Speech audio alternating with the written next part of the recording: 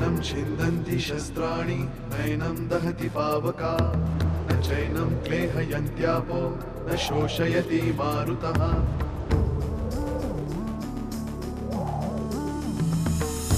दिवसामागुणरात्र धावते सकाळ संध्याकाळ सूत्रधार जो या साऱ्याचा नामतयाचे काय तयाच्या मनात दडले नकळे कधी कुणा क्षणात होते संभव सारे क्षणापूर्वीचे असंभव असंभव असंभव असंभव. काँग्रॅट्स सुलेखा, आज स्मृती दिन आहे ना माझ्या प्रेमाचं. बरं यांनी तरी सांगून जावं की नाही की बुवा आम्ही इथे इथे जातोय, इतके इतके वाजता येणार आहे. जगाच्या पाठीवर कुठेही असलास तरी मला माग काढावाच लागणार. काय चाललंय तुमच्या डोक्यात? इतकी घाई का करताय? आणि त्याच्या असल्या दिसण्याले तोच जबाबदार आहे. आमच्याकडे दाढी करायला माणूस असतो.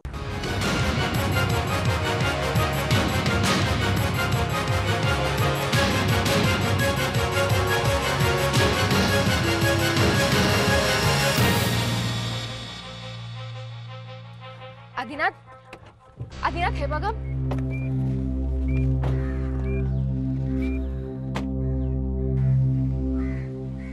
What's happening, Mr. Shastri?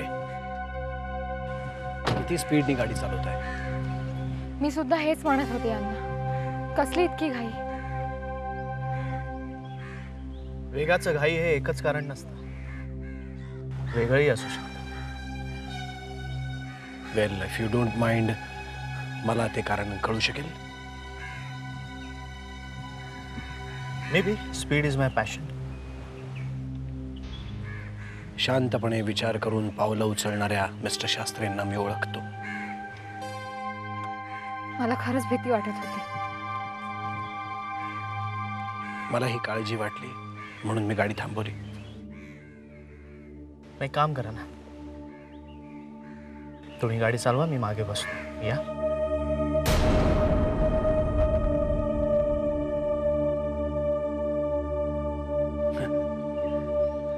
Good joke.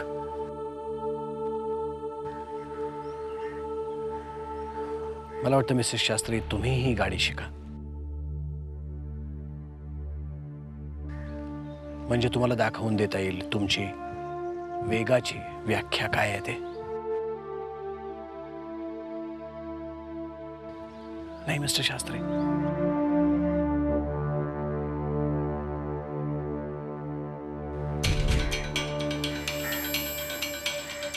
Correct. मला फक्त एवढंच सांगायचं आहे मिस्टर शास्त्री, वेग माणसाला शून्याकडून शून्याकडे घेऊन जातो.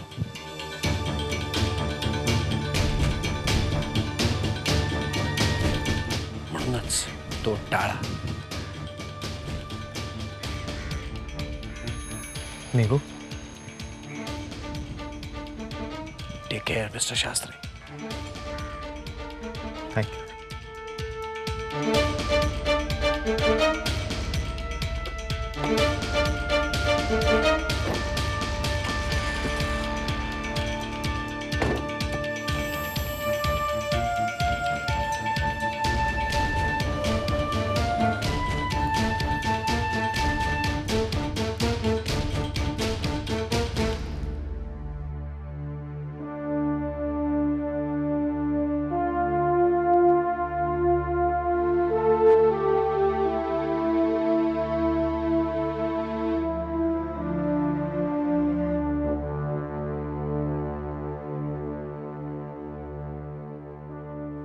हो हो हो,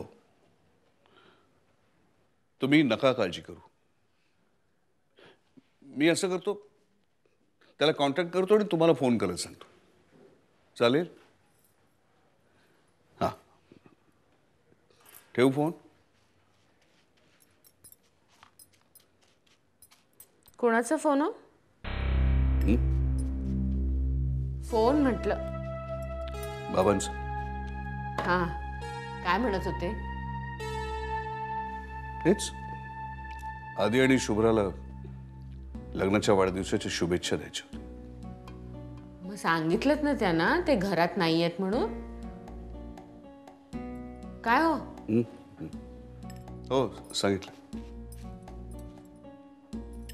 कुठे गेलेत? कुठे दोघं? मला नाही बाई माहिती. म्हणजे म्हणजे काय, मी काय विचारलं नाही त्यांना. तेही काही जाताना सांगून नाही गेले आणि मला काही विचारणं बरोबर नाही वाटलं. का काय झालं? अहो, मी काय विचारते, काय झालं? नाही, काही नाही.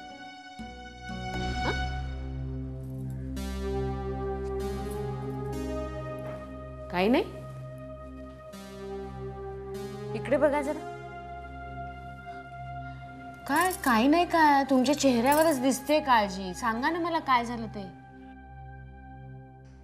कुठे जातात ते आपण विचारायला हवं होतं त्याला. अहो, काय झालं मला सांगता का? का नुसतं असे काळजीच्या सुरात बोलत राहणार आहात? अहो, हा? नाही, बाबांना जरा अस्वस्थ वाटत होतं. आदी आणि शुभ्रा दोघे बाहेर गेलेत पण ते सूर जरा जास्तच काळजीचं वाटलं. त्यांना पण असंच वाटलं. त्यांना पण म्हणजे? तुला काय वाटलं कुसुम? अहो, अंशू बोला ना काय ते. कुसुम, अरे अगं वहिनी, मला काल विचित्र स्वप्न पडलं. विचित्र म्हणजे? म्हणजे हे गेले ना, तेव्हा जशी स्वप्न पडत होती तशी स्वप्न मला, म्हणून मी जरा ती दोघं जाताना अस्वस्थ.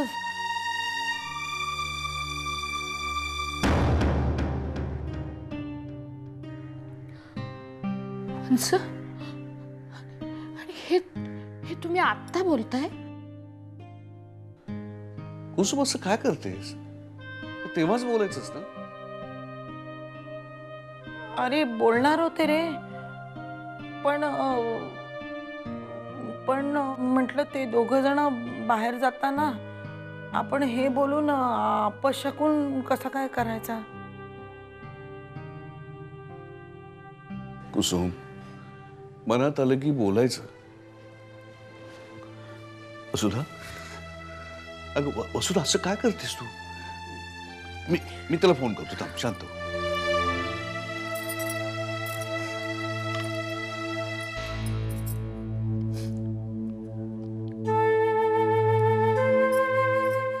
काय झालं? नॉट रिचेबल येतोय. अगं तू नको काळजी करू, प्लीज टेन्शन घेऊ नको, सगळं व्यवस्थित होईल का? अगं वहिनी, खरंच नको काळजी करू तू. मी हे देवापुढे मी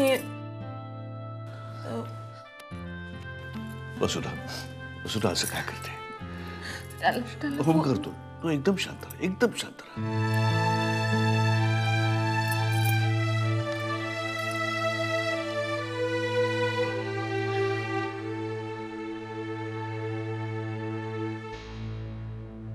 कुठे गेली असतील ही मुलं? खरं तर आज त्यांनी घरातच असणं सुरक्षित होतं. मला आधी माहित असतं तर मी त्यांना निघूच दिलं नसतं. आज मला अशी काळजी का वाटतेय? का असं वाटतंय की काही संकट? श्रीराम श्रीराम.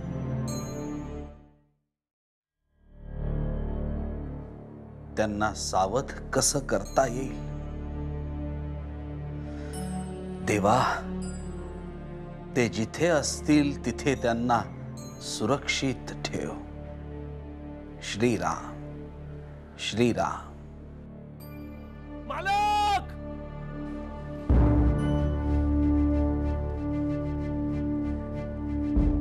मालक मालक विष्णू. मालक मालक मालक काय झालं रे विष्णू? श्रीराम श्रीराम.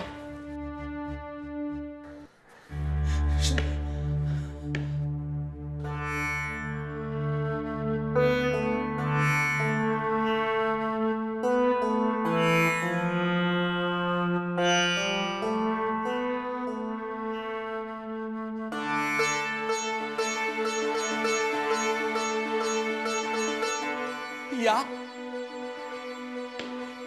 या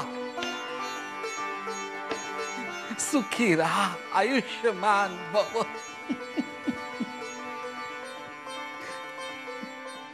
कसे आहात आजोबा? मी ठीक आहे बाळा. तुम्ही कसे आहात? ठीक आहे. तुम्ही इथे आलात, खूप बरं वाटलं. अरे पण सांगून निघायचं घरून. सगळे किती काळजी करताय. मी देखील खूप काळजीत होतो.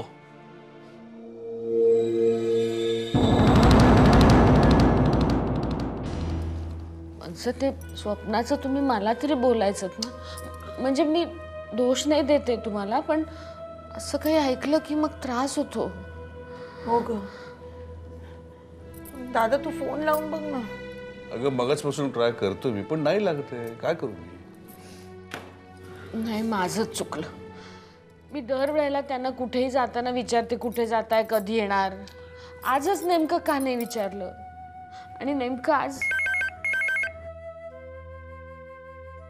हॅलो कुसुम, अगं मधुला सांग आदिनाथ आणि शुभ्रा दोघही वाड्यावर आलेत. काय तिथे आलाय? आधीचा आधीही तुम्ही कान धरा आणि चांगल्या उठ्या भाषा काढायला लावा. अहो, तो वाड्यावर येतोय हे त्यांनी इथे सांगितलेलं नव्हतं. केवढी काळजी करतोय आम्ही. सगळ्या शिक्षा करतो कुसुम त्यांना, पण मी मुद्दामून फोन केला की तुम्ही तिकडे काळजी करत असाल. आता माझ्याशी बोलत बसू नकोस. हा निरोप आधी मधुला दे. ठेव आता फोन. हो हो हो.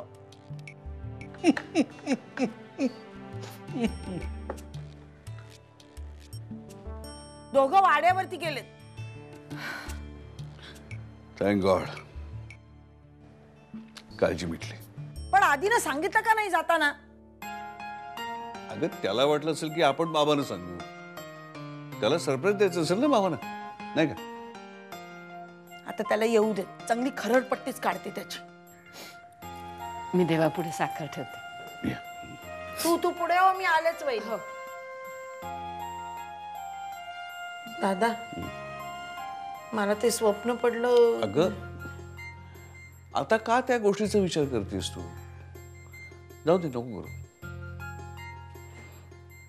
तुला देवापुढे साखर ठेवायची ना, ती वाट बघत असेल. हो हो आले. वहिनी,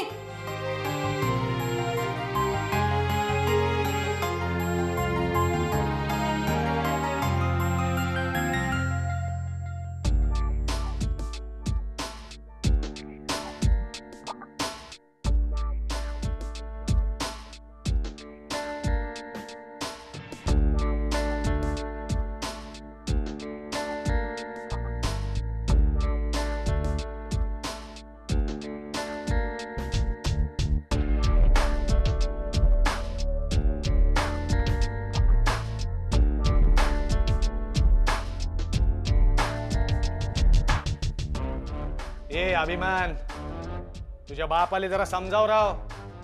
दर आठवड्याला इथे येऊन नवा तमाशा करतो राव त्यो.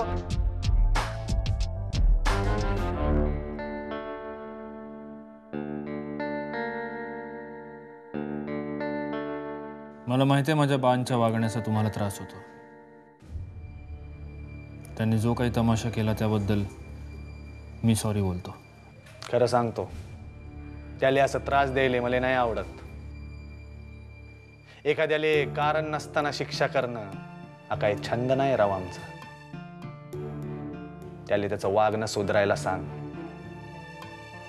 एका संशयिताले मदत करण्याच्या आरोपाखाली मी त्याला सहज आत टाकू शकतो, पण टाकलेलं नाही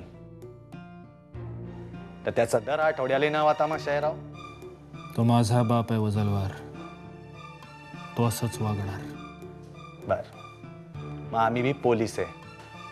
आता कसं वागायचं ते आम्हाला बी ठरवायला लागेल. मग ठरवा, पण जे काही वागायचंय ते माझ्याबरोबर, त्यांच्याबरोबर नाही. मग त्याला नीट वागायला सांगायचं. नीट म्हणजे तुम्हाला हवं तसं. नियमात बसतं तसं. वजलवार, तुम्हाला त्यांच्या वागण्यामागे फक्त त्यांचा वेडेपणा दिसतो, पण त्यात एका बापाला आपल्या मुलाविषयी वाटणारी ओढ आहे आणि ती तशीच राहणार. मला काहीही झालेलं माझ्या बांना चालत नाही. मी पण कोणाचा तरी पोरगा आहे, बाप भी आहे, आणि पुढे जाऊन सांगतो एक माणूस पण आहे. तुझ्या बापाले काय वाटत असेल हे मला कळत नाही असं समजू नको. म्हणूनच तुझ्या केसाले बी धक्का लावलेला नाही. बापाची माया काय असते हे तू मला नको शिकू. त्याला नीट वागायला सांग. समजाव त्याला. त्यांच्या वागण्याचा तुम्हाला जर एवढा त्रास होत असेल ना वजलवार, तर पुढच्या वेळीपासून त्यांना मला भेटायला देऊ नका.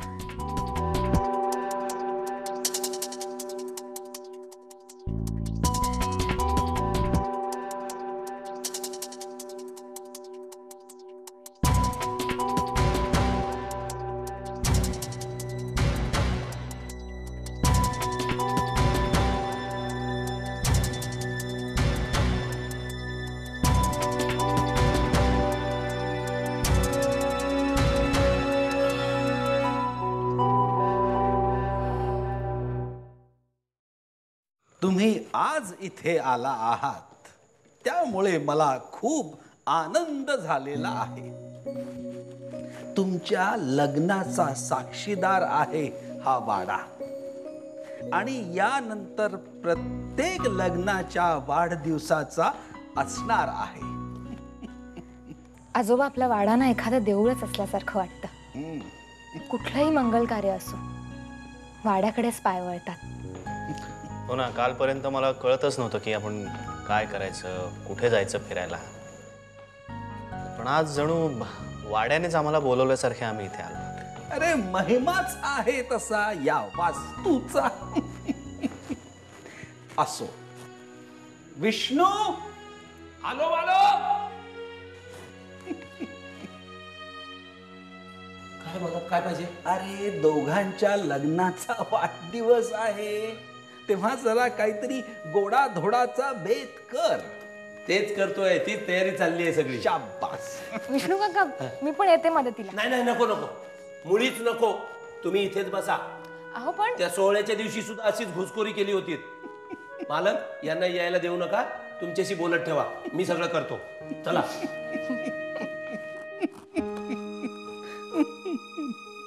विष्णूच्या राखीव कुरणात कोणी आलं की त्याचं असंच होतं.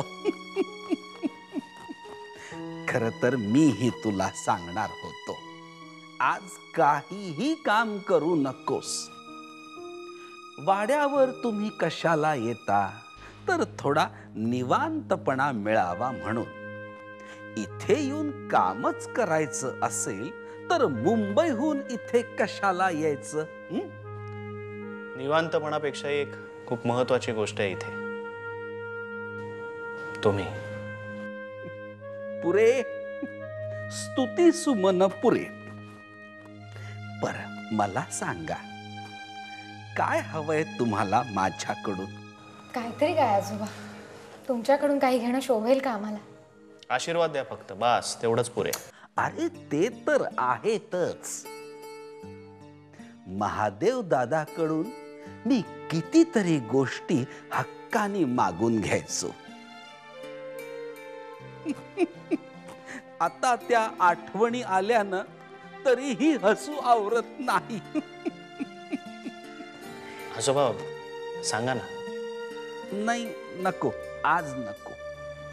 का आज का नको? आज तुम्ही एकमेकांच्या सहवासात दिवस घालवायचा आहे. म्हाताऱ्याच्या कथा कुठे ऐकत बसता?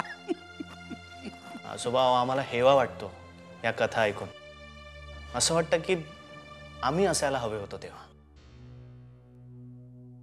आजोबा, तुम्हाला आम्हाला काहीतरी द्यायचंच आहे ना, मग त्या आठवणी द्या. सांगा ना. ठीक आहे. महादेव दादाकडे मी किती गोष्टी मागितल्या, त्याने मला कितीतरी दिल्या. सगळ्याच काही आता आठवत नाहीत, पण एक गमतीदार आठवण सांगतो.